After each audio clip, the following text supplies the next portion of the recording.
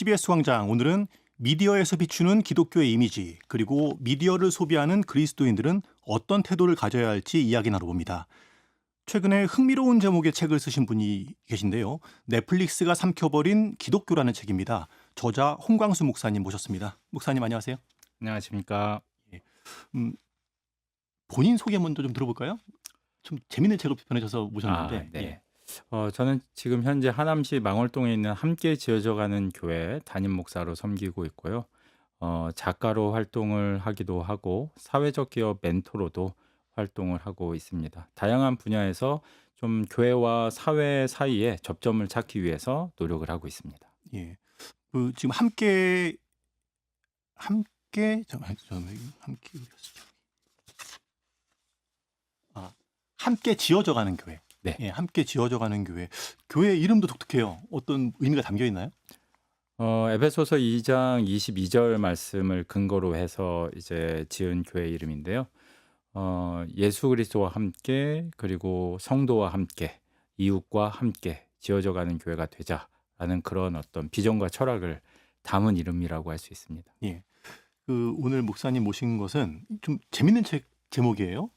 네. 넷플릭스가 삼켜버린 기독교. 네. 이 책인데 어떻게 해서 지어진 책인지 좀 먼저 들어보고 싶네요. 책을 본래는 뭐 책을 쓰려고 하는 특별한 계획이 있었던 건 아니고요. 사실 청년들에게 오랜 시간 동안 이제 강연을 함께 진행을 하는 그런 프로그램들이 있었는데 현대 철학에 대해서 강연을 하다 보니까 내용이 너무 어려워서 어떻게 하면 청년들에게 좀 더 쉽게 소개를 할 수 있을지를 고민을 하다가 중간중간에 영화라든지 드라마라든지 만화나 애니메이션 또 현대 소설의 한 대목을 들려주거나 보여주고 여기와 매칭해서 이 철학에 대해 어떻게 생각할 수 있는지를 쭉 이야기를 하다 보니까 청년들이 관심도 갖고 좀 쉽게 이해를 하는 것 같더라고요. 그러다 보니까 그 프로그램이 이제 한 주 이렇게 강연하는 걸로는 좀 부족하다라는 그런 주최 측의 요청이 있어서 세 주로 나누어서 한 주는 영화와 드라마에 대한 내용을 다루고 두 번째 주는 현대 문학에 대해서 다루고 마지막 주는 본래 하던 철학에 대해서 다루어서 연속 강의로 좀 해달라라는 요청이 있으셔서 그 강의를 준비하다가 영화와 드라마에 대한 이야기를 하기 위해서 강의 제목을 뭘로 지으면 좋을까라고 네. 고민을 하다가 아무래도 최근에 많은 분들이 뭐 넷플릭스로 대표되는 그런 컨텐츠들을 많이 보고 계시니까 제목을 요렇게 한번 지어보면 좋겠다라는 생각을 하게 됐습니다. 예, 그렇게 지어진 제목이 넷플릭스가 삼켜버린 기독교예요. 근데 이제 어떤 맥락에서 기독교가 넷플릭스에 삼켜졌다라고 생각하셨는지 그 말씀을 좀 들어볼까요? 본래 그 기독교는 이야기의 종교입니다. 그러니까 본래 이제 성경이 쓰여지기 이전 시대에도 우리가 성경을 읽어보면 너무 전형적인 어떤 신앙의 고백처럼 나오는 게 아브라함의 하나님, 이삭의 하나님, 야곱의 하나님이라는 이야기가 나오는데요. 그 당시에 아마 성경이 있지는 않았을 테니까 아브라함이 경험했던 하나님에 대해서 이야기의 형태로 구전의 형태로 아들에게 전해졌을 것이고 이삭이 경험했던 하나님에 대해 구전의 형태로 이야기의 형태로 또 아들에게 전해졌겠죠. 그러니까 글이 발생하기 이전 시대에는 신앙이라는 것, 하나님에 대한 진술이나 하나님에 대한 이해라는 것은 한 사람의 신앙인이 평생을 살아내면서 본인이 경험했던 하나님에 관한 이야기를 자녀들을 앉혀놓고 뭐 모닥불 앞이 됐을지 어디가 됐을지 모르겠지만 자녀들에게 이야기하는 방식으로 전수가 되었을 거라고 생각을 합니다. 우리나라에서도 처음에 기독교가 전래되었을 때도 우리나라에 있었던 여러 가지 뭐 구한말의 그런 척박했던 시대라든지 또 6.25 전쟁이 끝난 이후에 산업화와 여러 가지 발전을 해야 되는 그 시대적인 배경 속에서 기독교는 하나의 이야기로서 세상 가운데 이야기하는 종교였거든요. 전쟁의 폐허 가운데서도 잘 될 수 있다. 일어설 수 있다. 행복해질 수 있다. 이런 이야기를 해주는 이제 와서 그런 기능들이 70년대, 80년대 기독교가 했던 기능들이 90년대나 2000년대까지 유효한 것이냐라는 것은 다른 질문이 되겠습니다만 네. 그 시대에는 그것이 유효한 그런 이야기였는데 시간이 지나서 오늘날 2000년대를 살아가면서 사람들에게 가장 큰 이야기가 뭐냐? 이 시대의 지배적인 담론이나 여러분들이 아는 가장 흥미롭고 재미있는 이야기가 뭐냐?라고 질문을 한다면 지금은 이제 좀 많이 시들해지기는 했습니다만 저는 마블 유니버스라고 아마 많은 사람들이 이야기하지 않을까. 그래서 시간이 지금으로부터 뭐 500년이나 1000년 정도 더 지나고 나면 2025년도 사람들은 마블 유니버스라는 그런 신화를 보면서 살았대라고 후손들이 얘기하지 않을까. 마치 우리가 이제 그리스 신화나 음. 로마 시대를 보면서 아, 저 사람들은 저런 걸 보면서 네. 믿었구나라고 생각하는 것처럼 우리 후손들은 우리 시대를 그렇게 기억하지 않을까. 그래서 이야기가 완전히 넷플릭스가 이 시대를 장악하고 있다. 그 정신이. 그런 의미에서 짓게 됐습니다. 예. 더 이상 기독교의 이야기에 대중이 관심을 갖지 않는다. 뭐 그런 의미에서 쓰신 제목이군요. 네, 그렇습니다. 예. 그런데 최근에 뭐 영화나 드라마를 보면 그 안에 기독교가 등장하는 경우가 자주 있어요. 네, 네, 근데 네, 그렇습니다. 대체로 근데 좀 부정적인 묘사가 많고요. 뭐 이제 소위 말하는 빌런의 이미지로 많이 그려지는 경향이 있지 않습니까? 네, 왜 맞습니다. 그런다고 보세요? 아무래도 뭐 여러 가지 이유들이 있을 거라고 저는 생각을 하는데요.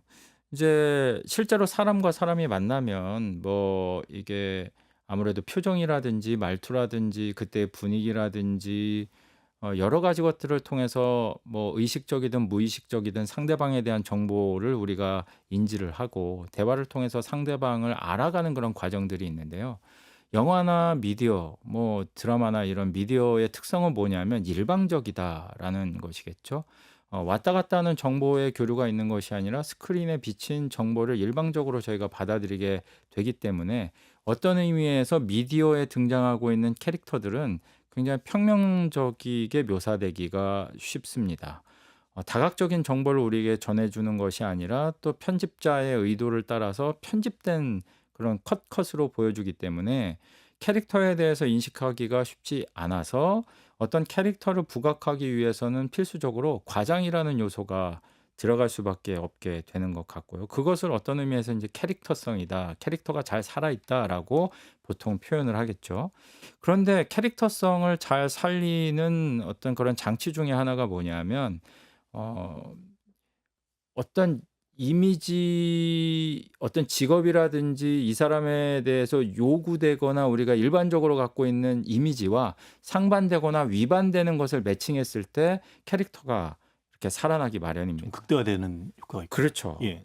완전 겉으로 점잖아 보이는 사람이 뒤로는 사실은 점잖지 않은 사람이라든지 뭐 집에서 혼자 댄스를 추고 막 이런 사람이라든지 뭐 소위 최근에 나왔던 애니메이션이나 이런 것도 보면 굉장히 젊었을 때 샤프한 킬러였는데 조금 나이가 들어서 결혼하고 은퇴해 가지고 뚱뚱해진 거예요, 킬러인데.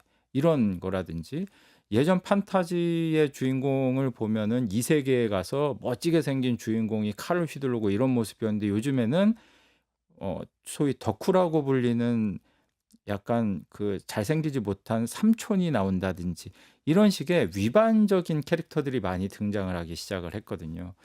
그래서 주로 드라마나 영화에 기독교인들이 등장을 하면서 좋지 않은 모습으로 등장하는 까닭은 뭐냐면 기독교인이라고 노출을 했을 때 일반적으로 우리가 상상하게 되는 이미지 어떨 것이다라는 것과 상반되는 이미지를 매칭함으로써 이 사람의 캐릭터성이 단기간에 설득력 있게 이제 사람들에게 다가갈 수 있게 되는 것이죠. 이런 측면에서 기독교인들에 대한 이미지가 지금 다소 장치로서 소모되고 있는 것이 아니냐 이런 생각을 좀 한편으로 하고 있습니다.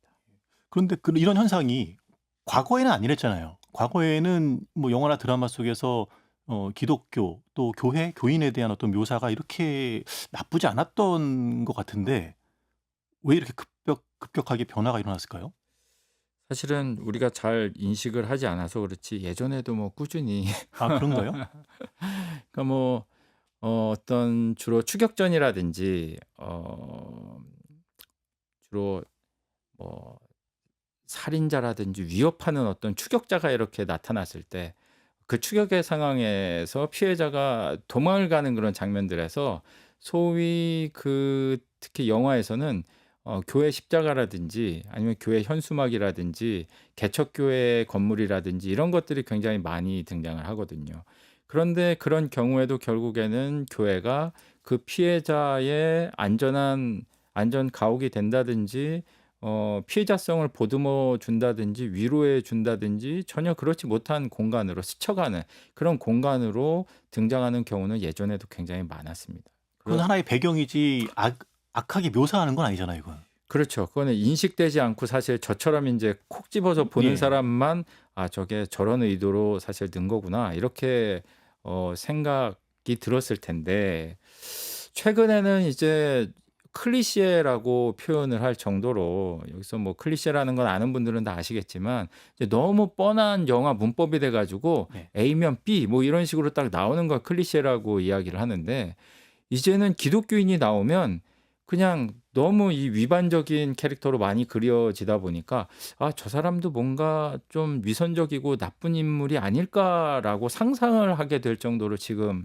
기독교인들에 대한 묘사가 좀 나쁜 쪽으로 많이 가 있거든요. 그런 현상을 비판적으로 얘기한다면은 뭐 창작자가 그런 클리셰에 기대는 게으름이 있다라고도 볼 수 있겠네요.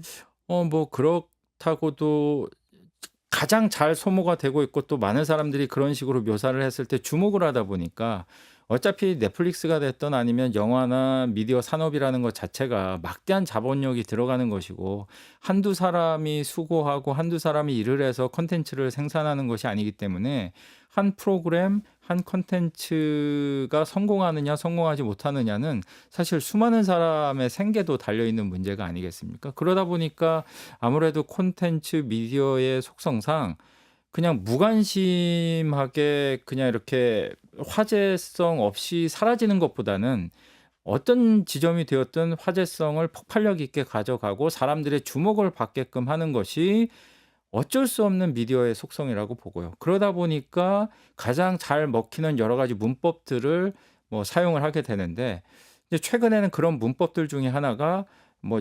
전형적이다라고 말할 정도로 기독교인들이 등장을 하고 굉장히 위반적이고 상상외로 굉장히 나쁜 사람들이고 뭐 그런 식으로 등장을 했던 것이 더 글로리의 이사라라는 캐릭터가 대표적인 캐릭터라고 할 수 있겠죠. 대형교회 아버지 네. 밑에서 성가대 찬양대로 찬양을 하지만 실제로는 마약 중독자고 학폭의 가해자고 뭐 이런 식으로 위반적인 성질을 부여함으로써 사람들이 '야 이 사람 진짜 나쁜 사람이네.' 이런 느낌을 갖도록 강렬하게 각인을 시키는 거죠. 예. 근데 그런 류의 콘텐츠는 요즘에 너무 흔해요. 그 대중의 관심이 몰려서 한번 이렇게 열어보면 그런 요소들은 항상 있는 게 요즘 흐름인 것 같아요.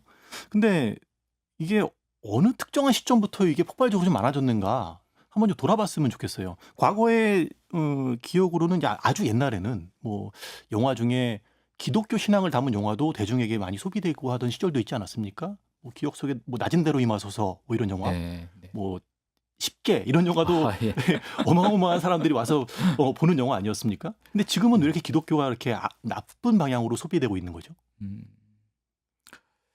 저도 뭐 어린 시절에 인제 예. 쿠아바디스라는 영화 굉장히 여러 번 봤었고 또 그것이 꼭 1900 년도의 1990 년도의 일만은 아니고 그 이후에도 뭐 예컨대 밀양이라든지 아니면 친절한 금자씨 같은 경우에도 복수 내러티브 가운데 메인 플롯이 흘러가지만 그럼에도 불구하고 진지한 질문들이 있었다고 저는 생각을 하거든요. 신앙이란 도대체 어떤 것이냐? 화해와 용서라는 것은 어떤 구조인가?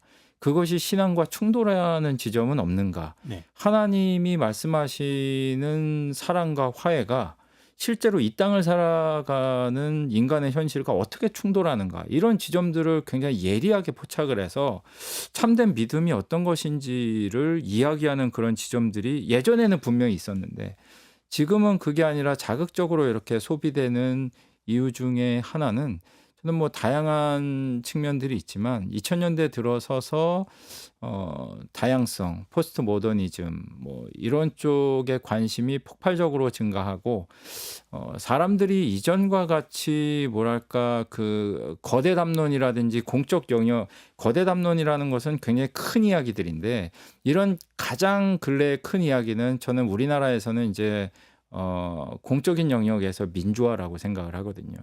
그래서 80년대까지는 그것이 가장 큰 담론이었고 90년대 들어오면서 문민정부가 출범을 하면서 실질적인 내용은 뭐 평가하는 사람에 따라 다를 수 있겠지만 형식적으로는 국민의 손으로 선출된 최초의 정부가 들어서면서 민주화가 되었다라고 이야기할 수 있는 그런 지점들이 있었습니다. 그러다 보니까 공적 영역에서의 민주화 담론이 후퇴하고 사적 영역에 대한 관심이 증가를 하면서 그때 이제 동성애 담론, 또 페미니즘이라든지 장애인이라든지 또 소수자라든지 이런 여러 가지 마지널한 주변부적인 것들의 고향이라고 보통 이제 그 포스트 모던에 대해서 설명을 많이 하는데요. 예전엔 주목하지 않았던 주변부적인 것들이 막 이렇게 성장을 하기 시작했던 거죠. 그런데 기독교는 그런 측면에서 본다면 근대적인 시각을 벗어나지 못하고 성장의 담론, 뭔가 더 많이 모이고 좀 다양성을 추구하기보다는 깃발을 딱 꽂고 이곳으로 모여 이런 어떤 형식의 담론의 지배가 되다 보니 다양한 이야기를 생산해내지 못하는 공동체가 되고 만 것은 아니냐.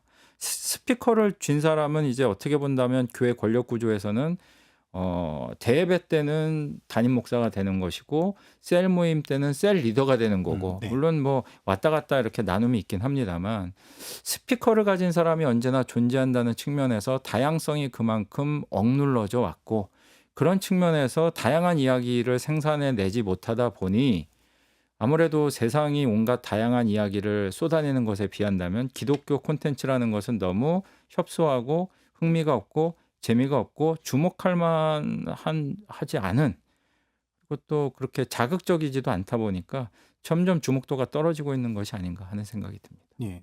그런데 이제 영화나 드라마를 만드는 창작자 입장에서는 재미의 극대화를 위해서 기독교를 어떤 반전의 이미지로 악하게 묘사하는 것이 일반화되었다 하지만 이것이 기독교 전체에 대한 이미지를 사회적으로 악화시키는 요인이 되지 않을까 이 지점을 많은 분들이 우려하거든요.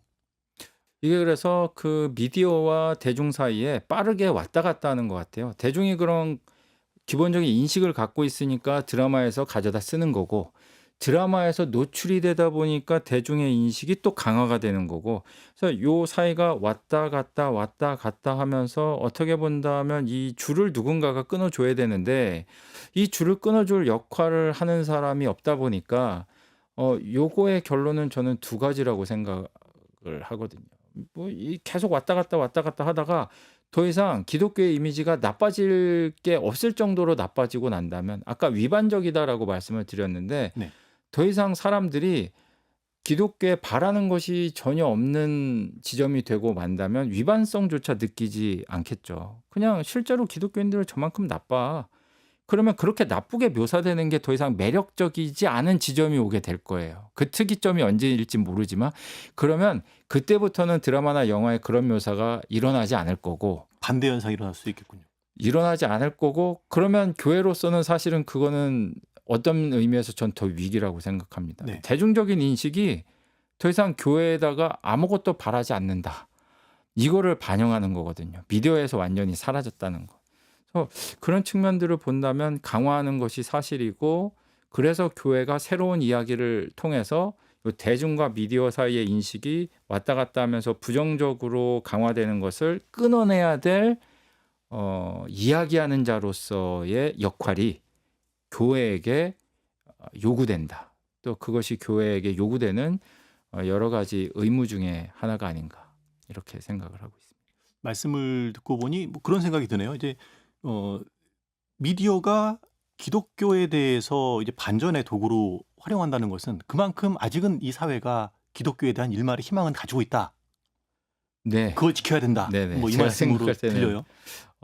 그렇습니다. 뭐 위반성을 느낀다는 것 자체가 뭔가 그래도 기독교인들은 일반적인 사람들보다 착할 거야. 그래도 윤리적일 거야. 일반 뭐 신앙생활을 하지 않는 사람에 비한다면 도덕적으로나 윤리적으로나 또 어떤 측면에서 조금 더 나은 것이 있을 거야라고 기대하는 측면 그런 이미지가 여전히 조금이라도 남아 있기 때문에 그 이미지와 배반되는 위반적인 어떤 캐릭터성이 부각이 됐을 때 이 격차에서 오는 인식인 거거든요. 근데 이게 줄어들면 줄어들수록 캐릭터에 대한 매력도는 점점 떨어지겠죠. 네. 그걸 해결할 수 있는 방안 중에 하나로 기독교가 이야기하는 자의 역할을 회복해야 된다. 이 말씀을 하셨는데 그러기 위해서는 먼저 우리가 지금 쏟아지고 있는 이 콘텐츠들을 어떻게 바라봐야 하는가가 먼저 좀 짚어줘야 될 것 같아요. 지금 이 시대에 넷플릭스를 비롯한 영화나 드라마, 현대인들의 우상과도 같은 뭐 이런 존재라는 지적을 책에 하고 계시던데 네네. 예. 어떻게 생각하시는지요? 아침에 일어나서 저녁에 잠자리에 들 때까지 사람들이 쇼츠가 되었던 꼭 넷플릭스나 아니면은 좀 긴 호흡의 드라마나 영화가 아니더라도 짧은 호흡의 쇼츠라든지 유튜브 동영상이라든지 뭐 인스타라든지 여러 가지 그런 콘텐츠들을 소비하면서 뭐 아침부터 저녁까지 그렇게 모두가 살아가고 있기 때문에 어떤 의미에서 이거는 구조라고 얘기할 수도 있을 것 같고 중독이라고도 이야기를 할 수 있을 것 같고요. 여기에서 벗어나서 지금 현대 도시를 살아가는 사람들이 일상적인 삶을 영위하기가 어렵다라는 측면에서는 이제 구조적인 측면으로 더 강화되고 있는 것이 아닌가 하는 그런 생각이 듭니다. 그래서 네. 그 고리를 기독교 교회 공동체가 이야기의 기능을 회복함으로써 그런 것들을 좀 자정할 필요가 있다고 보여지고 어 그런 측면이 그 교회에게 남겨진 복음 전파의 또 다른 모습이다. 저는 그렇게 생각을 하고 있습니다. 예. 미디어 콘텐츠 세계가 교회가 개척해야 될 일종의 선교지이다. 이거 뭐 저 이런 표현이 맞는지 모르겠는데 그런 개념으로 좀 받아들여져요. 어 성서적 근거를 들어서 이걸 좀 설명을 들어볼 수 있을까요? 성경적인 근거를 든다면 예수님께서도 이제 그 바알세불에 관한 귀신 논쟁이 이루어졌을 때 주님께서 그렇게 마태복음에서 말씀을 하시죠. 너희 가운데 이제 성령의 능력으로 말미암아 너희 가운데 귀신이 쫓겨나는 일들이 일어나게 된다면 이미 하나님 나라가 너희 가운데 임하였느니라라고 주님께서 말씀하시거든요.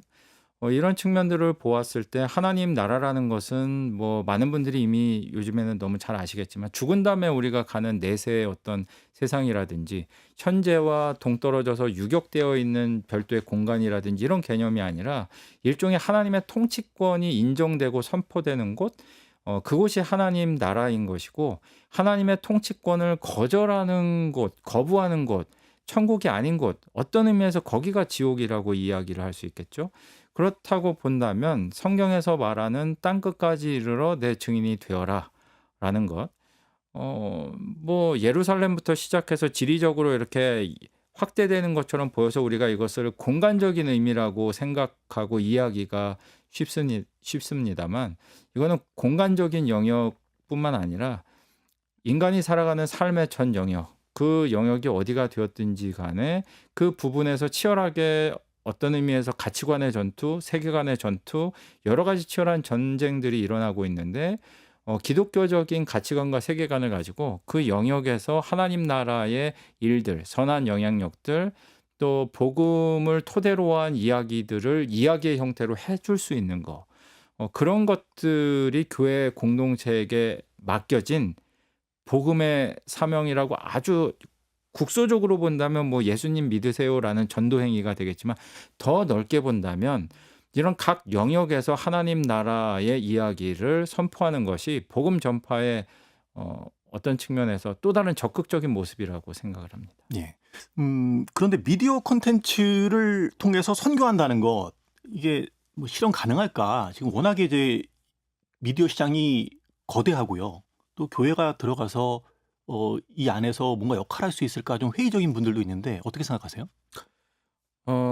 가능할지 가능하지 않을지의 문제라기보다는 해야 하는가의 문제라고 저는 생각을 하고요. 당위의 문제로 받아들이시나요? 네, 예. 교회가 만약 이야기하는 공동체로서의 복음의 증언자로 만약 하나님께서 그러한 역할을 교회에게 주셨다면 가능하지 않더라도 시도를 계속하는 것이 중요하다고 생각을 하고요. 실제로 저는 이제 가능하다고 생각을 하고 있습니다. 예. 근데 방식이 궁금해요. 근데 과거에도 이제 기독교계에서는 한 20 년, 30년 전쯤에는 어 뉴에이지 운동에 대해서 경계해야 된다는 그 목소리를 내시는 분들이 있었고, 그 목소리는 지금도 좀 일부 영향을 미치는 것 같아요. 어 지금 시대에 어떤 방식으로 기독교가 미디어 선교를 할 것인가, 방식에 대한 생각도 좀 들어보고 싶습니다. 좀 거대한 측면에서도 이루어져야 할 것 같고 또 개개인의 측면에서도 이루어져야 할 거라고 생각을 하는데요. 저는 요번에 이제 아직 국내에서 개봉은 하지 않았습니다만 킹 오브 킹스라는 네. 작품에 굉장히 많은 기대와 주목을 하고 있습니다. 사실 이런 작품 그 감독님 인터뷰를 들어보니까 거의 10년 동안 준비를 하셔서 정말 열심히 이야기를 만드시고 창작하시고 했다는 그런 인터뷰 영상을 제가 여러 편을 찾아서 일부러 좀 관심 있게 보고 있는데 네.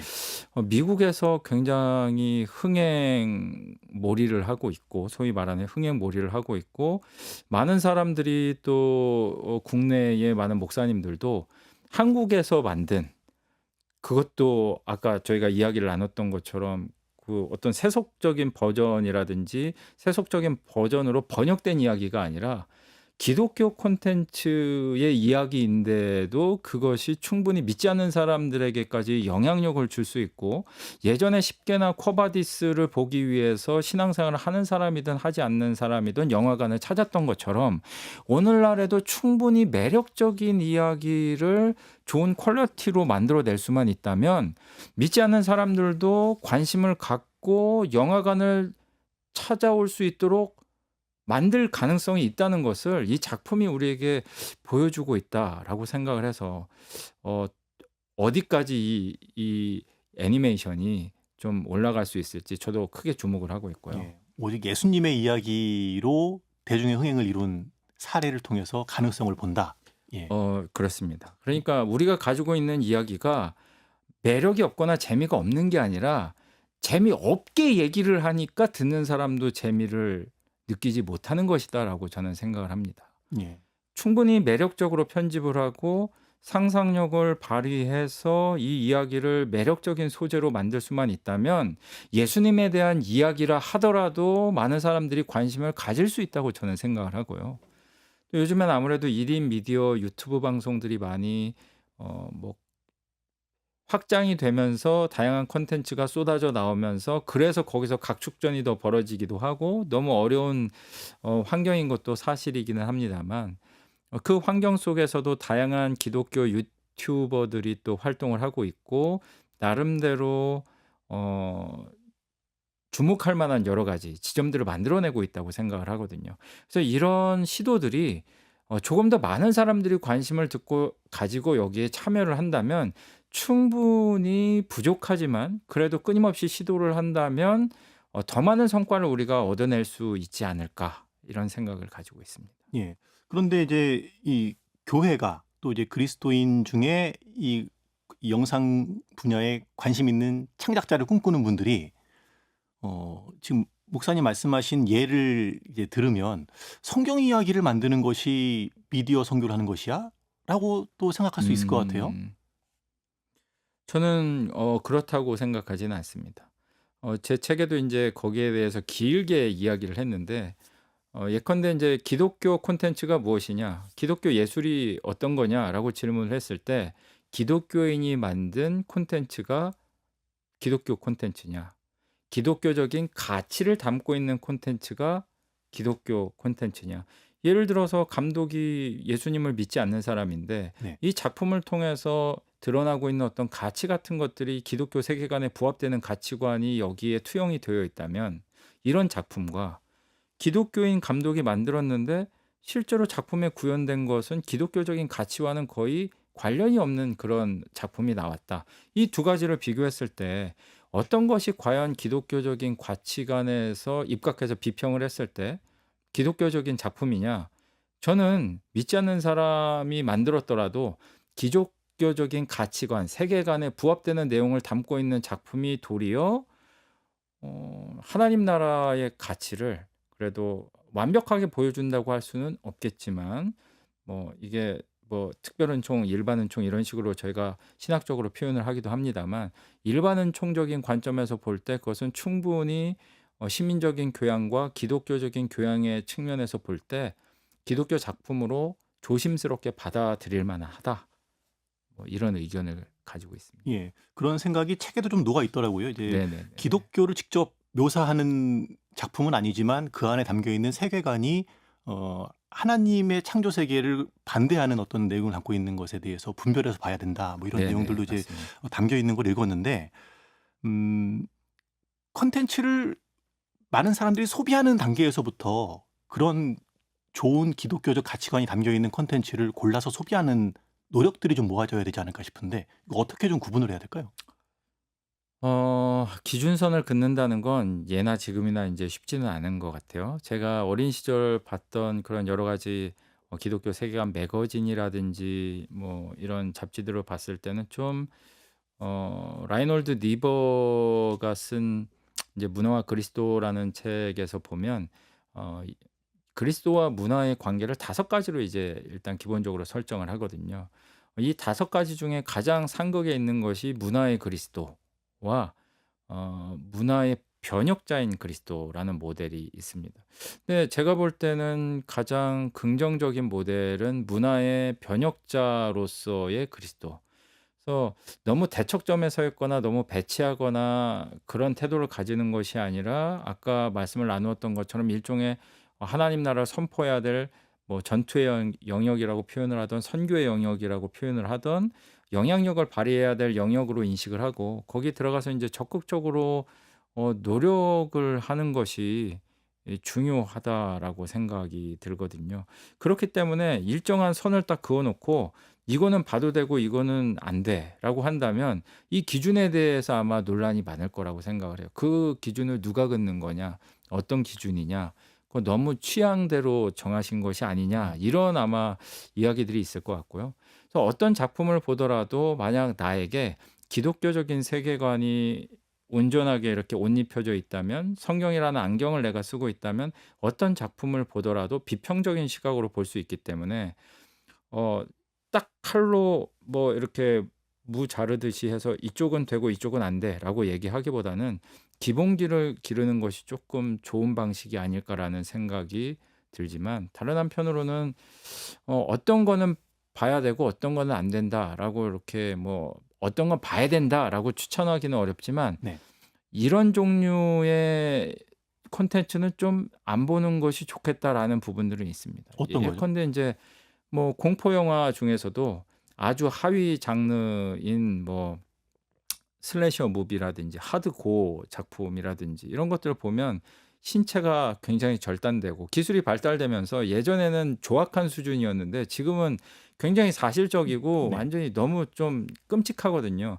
그러면 이런 영화를 보면서 기독교적인 가치로 뭔가를 비판을 하고 여기서 내가 받을 것을 받고 버릴 것을 버리고 비평적인 관점으로 보겠다라는 접근 자체가 이런 작품들은 사실 힘들다고 보여지거든요. 불안과 공포 이런 감각 많이 남는 작품이기 때문에 정신적으로도 별로 그렇게 좋지 않다고 보이고 과도한 폭력이라든지 뭐 성적인 어떤 그런 과도한 묘사라든지 아니면 특정한 어떤 집단을 배제하거나 혐오하는 메시지들이 반복적으로 노출되는 콘텐츠라든지 이런 것들은 그리스도인으로서는 가급적 시청하지 않는 것이 좋지 않겠느냐 생각을 하지만 물론 그러면 네. 어느 정도까지가 폭력적인 거고 어느 정도까지가 또 선정적인 거냐 이런 것들이 끊임없이 있기 때문에 정리해 나가면서 교회 공동체가 어느 정도 정리해야 될 부분이 아닌가 생각을 합니다. 예. 요즘에는 외계 생명체를 소재로 해서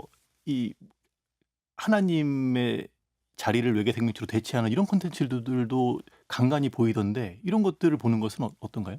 네. 많죠. 국내 작품도 있고 이제 뭐 소설을 원작으로 하고 있는 작년에 넷플릭스에서 공개했던 삼체라는 작품이 이제 대표적인 그런 작품인 걸로 보이고요. 그것뿐만이 아니라 인제 제가 책에서도 소개를 했지만 이거는 잘 알려진 작품은 아니라서 글리치라는 작품도 약간 그런 뉘앙스를 가지고 있거든요.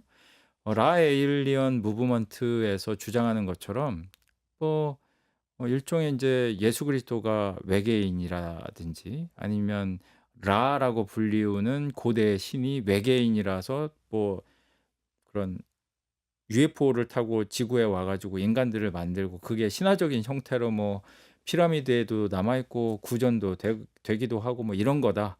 그래서 초고대 문명이 있었던 흔적들이 나타나는데 그게 인제 인간의 지식이나 그 당시의 과학 기술로는 지을 수 없는 건축물들이기 때문에 "그런 것들은 외계인들이 전수해 준 것이 아니냐." 뭐 이런 이야기들이 인제 유튜브 콘텐츠로부터 시작해서 뭐 많은 사람들에게 관심을 받고 영향력을 미치면서 이런 것들이 자연적으로 인제 영화나 아니면 드라마 속에도 녹아 나오기 시작을 했는데요.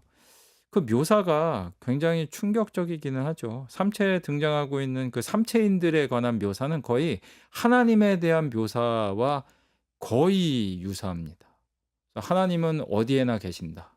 무소부재하시다라는 신학적인 이 진술처럼 삼체인들은 지자라는 그 어떤 양자 역학의 얽힘을 통해서 전자 얽힘을 통해서 멀리 있지만 지구인들이 무엇을 말하고 이야기하는지 다 알고 전지하고 어디에나 있고 무소부재하고 전능하고 그래서 삼체하면은 가장 그 두드러진 이미지가 하늘에 이렇게 눈같이 이렇게 어 삼체인들의 뭐 지자 그게 인제 시각화되는 그 장면이 등장을 하는데요. 그 눈이 쫙 하늘에 펼쳐지는 장면이 있는데 "어디서나 나는 너를 보고 있다." 이런 이미지거든요. 이게 전통적으로 기독교에서 이야기하는 하나님에 대한 진술과 완전히 일치한다는 측면에서 굉장히 기독교 세계관에 적대적이고 기독교 세계관을 무너뜨릴 수 있고 반성경적인 주장이라고 할 수 있겠죠. 예. 비판적으로 보더라도 비판적으로 볼 필요성 그런 교육들이 교회 안에서 필요하기도 하겠어요. 보면서 좀 아이들하고 예. 그런 이야기를 어떤 지점에서 하나님에 대한 진술과 이게 일치를 하는지도 좀 생각을 한번 해 보고 이야기도 나눠 보고 하면 조금 더 비평적으로 미디어를 볼 수 있게 되지 않을까 싶습니다. 예. 이제 미디어 선교를 이야기할 때 앞에서는 이제 영화를 소재로 얘기했는데 요즘에는 유튜브 많이들 보고 또 생산도 하잖아요. 누구나 뭐 촬영해서 이 창작자가 될 수도 있는 시대인데 이런 시대에 그리스도인들은 생산자로 어떤 역할을 할 수 있을까? 뭐 이 지점도 한번 생각해 봤으면 하네요. 좀 다양하게 기획을 하고 저는 상상력이라는 단어를 굉장히 좋아하는데요. 다양하게 기획을 하고 다양하게 상상을 하고 다양하게 시도하는 것이 정답이라고 생각을 합니다. 일반적인 어떤 채널 운영자들도 제가 작가 생활을 하면서 이제 유튜브 시나리오도 꽤 많이 쓰는데 의뢰가 들어와서 보면 항상 고민하는 게 그런 거예요. 어떻게 하면은 조회수를 올릴 수 있을까요? 어떻게 하면 채널을 성장시킬 수 있을까요? 어떻게 하면 채널을 브랜딩할 수 있을까요? 이런 것들을 이제 같이 고민하면서 채널 성장이라든지 이런 것들을 같이 뭐 컨설팅도 하고 이렇게 진행을 하기는 합니다만 정답은 사실 없는 것 같아요. 유튜브 알고리즘이라는 것이 우리가 이해할 만하면 다른 걸로 바뀌어 있고 이해할 만 이게 정답이라라고 얘기하는 순간 이미 다른 걸로 바뀌어 있기 때문에 네. '이렇게 하면 유튜브에서 성공할 수 있다.'라는 일반적인 성공 방식 같은 거는 없는 것 같아서 좀 '기독교인들이 다양한 시도들을 했으면 좋겠다.' 아주 짧은 스타일의 드라마 같은 것도 좀 만들어 보고 또 성경 이야기들을 각색을 해 가지고 현대적인 인물들로 각색을 해서 그런 것들을 한번 이야기해 보기도 하고 또 주일학교에서도 앉아서 그냥 그 일방적인 선생님의 가르침을 듣는 그런 것이 아니라 같이 스마트폰 다 있으니까 그거 가지고 성경 구절 한번 읽어보고 오늘은 누구는 누구 역할을 해볼까 누구는 누구 역할을 해볼까 해서 작은 그런 1분 내외의 영상을 찍어서 함께 보면서 즐거워하기도 하고 그러면 그 장면에 대한 이해도 아이들이 더 깊어질 것 같고요. 또 그렇게 체험을 하고 활동을 하면서 학습을 했기 때문에 아이들이 잊지 않고 좀 더 내면화할 수 있는 그런 교육들도 가능하지 않을까. 그래서 콘텐츠 생산자로서 이렇게 기능을 한다는 거는 교육적인 측면도 있고 활동적인 측면도 있고 그런데 중요한 건 일로서 하지 않고 좀 네. 즐거움으로 좀 했으면 좋겠어요. 예예. 그런데 이제 상상력을 강조하셨는데 어 성경의 이야기를 성경의 이야기 그대로가 아니라 뭔가 상상을 동원해서 어 이야기를 하자 이런 말씀으로 들려요. 이런 상상력은 어떻게 길러지는 거죠? 질문을 통해서만 이제 그런 상상력이 길러질 수 있다고 저는 이제 생각을 합니다. 너무 이제 근대적인 교육 시스템에 우리는 익숙해져 있어서 여전히 많이 바뀌긴 했어요. 제가 최근에 사회적 기업 멘토로서 중학교나 고등학교 가서 강의를 할 일이 있어서 가끔 가 보면 깜짝깜짝 놀랍니다. 예전에는 그냥 그 어떤 가수의 노래에 있는 것처럼 네모난 교실에 앉아서 쭉 줄 맞춰 앉아 가지고 선생님이 그냥 일방적으로 강의를 하시면 듣는 스타일의 그런 강의 스타일의 그런 교육 방식이었다면, 요즘에는 가 보면 그냥 이렇게 빈 종이 같은 것들 나눠 주고 또 포스트잇 같은 거 나눠 주고 "얘들아 자연스럽게 한번 생각해 봐. 너희들의 의견을 한번 내 봐. 스마트폰 줄 테니까 그걸로 한번 사회적 기업에 대해서 한번 찾아볼까? 경기도 5대 난제가 있는데 5대 난제가 어떤 것들이 있는지 너희들이 한번 직접 정보를 찾아볼까? 그러면 너희들이 그 난제 중에 하나를 한번 선정해 볼까?" 그래서 이 강사가 강연을 하는 게 아니라 애들이 그냥 시끌벅적하게 이렇게 활동을 다 하거든요. 근데 교회라는 공간 자체는 언제나 스피커를 진 한 사람이 있고 이 사람이 얘기를 하고 나머지 청중은 대부분 듣는 구조로 되어 있다 보니까 질문을 하거나 상상력을 발휘하거나 뭔가 이룰 수 있는 구조가 지금까지는 사실 아니었던 거예요. 강론, 강의, 설교라는 것이 일방적인 구조였기 때문에 좀 이런 구조에서 벗어나서 셀 모임들이 뭐 생겨나면서 수평적인 구조가 조금 더 확산되고 있기는 합니다만, 여전히 이런 셀 모임에서도 질문하는 건 쉽지 않죠. 셀 모임 자체가 뭐 소위 말하는 이제 신학을 전공한 목사님들이라든지 전도사님들이 계신 게 아니라 성도들끼리 이렇게 얘기를 하다 보면 자기들끼리 갑론을박하다가 정리가 안 되는 경우도 있고 네. 산으로 가는 경우도 있고 심지어는 감정이 상하는 경우도 있고, 이러다 보니까 교회에서뿐만이 아니라 그냥 대한민국이라는 우리 기존의 교육 시스템에서는 이렇게 토론을 하고 논쟁을 하고 이런 것들이 좀 익숙하지 않지 않습니까? 뭐 이렇게 질문하고 그러면 그게 건전한 비판이나 질문이라기보다는 공격으로 그 사람에 받아들일까요? 대한 예. 공격으로 예. 받아들여서, 그러다 보니까 이런 게 잘 안 돼서 질문하는 태도 같은 게 그동안 교회 안에 많이 없었던 것 같아요. 그래서 일단 질문이 있어야 그다음에 상상력이 발동한다. 예. 이게 굉장히 중요한 것 같습니다. 예. 근데 이 말씀 들으면서 이 질문도 떠오릅니다. 상상력을 발휘하다 보면 그 상상의 나래가 어디까지 펼쳐질지는 아무도 모르잖아요. 아, 그렇죠. 자칫 우리가 가지고 있는 교회 안에서의 질서, 가장 중요한 건 복음의 본질, 이 부분을 훼손하는 방향으로 상상이 펼쳐질 수도 있지 않겠습니까? 이건 또 어떻게 제어해야 할까? 그 고민도 있는데요. 저는 그게 이제 교회 공동체에게 맡겨진 역할이라고 생각을 합니다. 저는 개인적으로 성경에 대한 해석의 원천은 교회라는 공동체에게 맡겨진 것이지 어떤 특정한 신학자나 목회자에게 맡겨진 거는 사실은 아니거든요.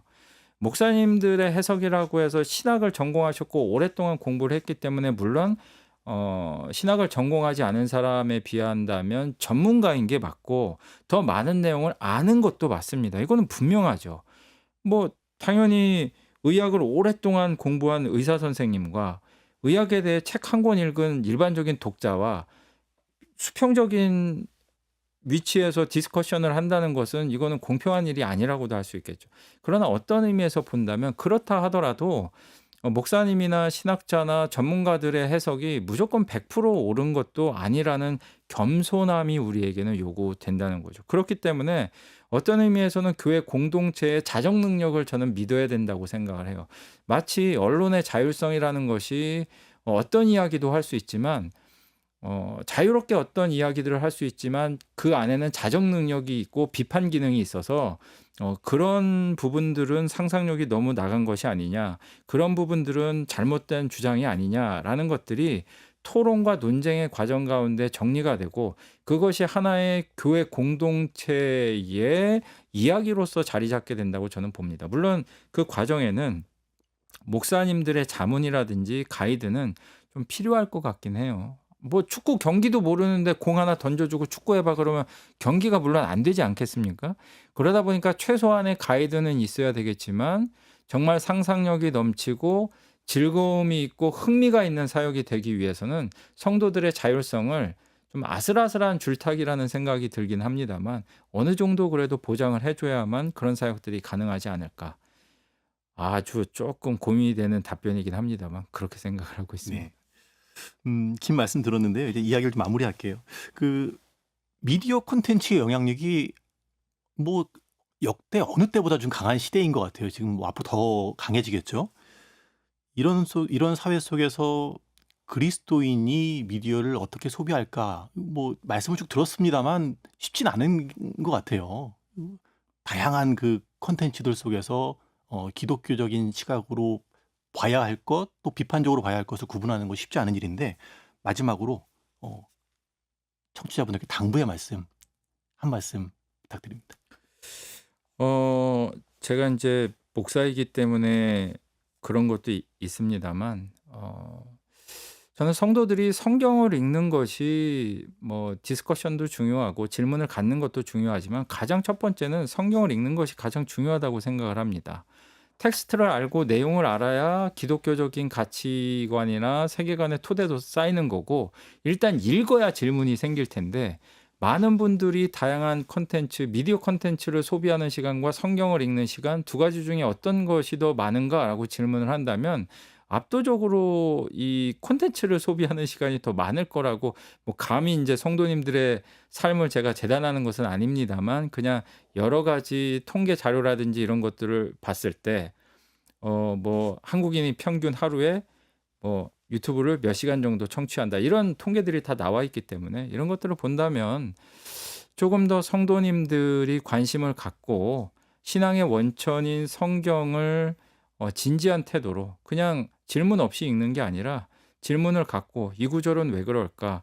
시편에 등장하는 묵상한다는 것이 되씹고 곰씹고 다시 생각을 해보고 질문해보고 해결이 되지 않으면 목사님을 귀찮게 해서라도 찾아가서 질문하고 이 의문을 해결하기 위해서 치열하게 자기 반성하는 과정이 있어야 되는데 이런 과정이 없기 때문에 그냥 일종의 소비자로서 콘텐츠의 소비자일 뿐만 아니라 신앙생활에 있어서도 일종의 그냥 종교 소비자로서만 살아가고 있다고 생각이 들거든요. 그래서 적극적인 생산자, 상상력을 발휘하는 그리스도인이 되기 위해서는 뭐 너무 목사님이기 때문에 틀에 박힌 전형적인 이야기다라고 말씀하실 분들이 계실지 모르지만 기본은 성경으로 되돌아가는 것이다라는 말씀을 꼭 이 영상을 시청하고 계신 분들에게 말씀드리고 싶습니다. 네. 또 한편으로는 기독교에 대해서 너무 악하게 묘사하는 콘텐츠를 보면서 속상해하시는 분들이 많을 텐데 책에 언급하셨던데요. 로마 시대에도